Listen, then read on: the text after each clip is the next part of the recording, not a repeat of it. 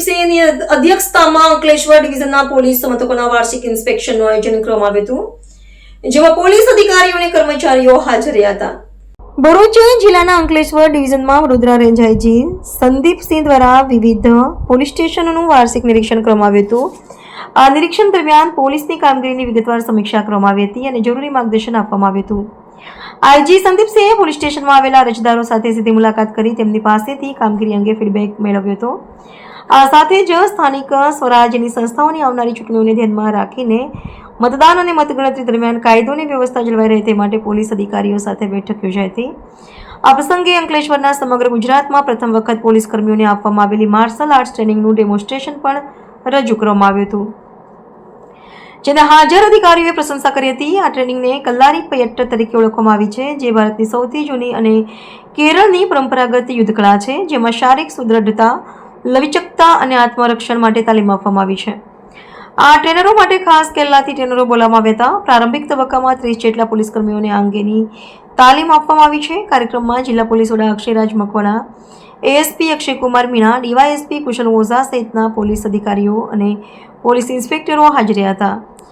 Baroda range તરફથી મારી કચેરી તરફથી આજે બે કચેરીઓની મુલાકાત અંકલેશ્વર ખાતે લેવામાં આવી છે.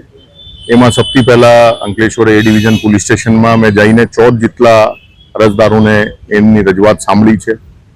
એમની રજૂઆતના યોગ્ય નિકાલ થયા છે કે કેમ એની ચકાસણી કરી છે, જરૂરી સૂચનાઓ પણ આપી છે.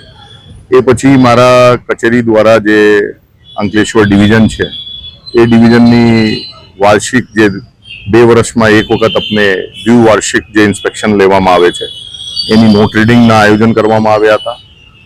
એ દરમિયાન આપણે આખા અંકલેશ્વર ડિવિઝનમાં છેલ્લા 2 વર્ષમાં કેટલા ક્રાઇમ બન્યા છે, ક્યાં હેડમાં ક્રાઇમ વધ્યા છે, ક્યાં વધારા સુધારા લાવવાની જરૂરત છે, ક્યાં સારી કામગીરી થઈ છે એની સમીક્ષા કરવામાં આવી છે.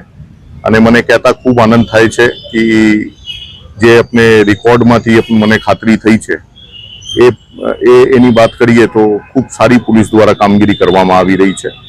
એના માટે ડિવિઝનના ડીવાયએસપી ઓઝા સાહેબને પણ હું અભિનંદન આપું છું. જિલ્લાના એસપી અક્ષયરાજ મકવાણા સાહેબને પણ અભિનંદન આપું છું.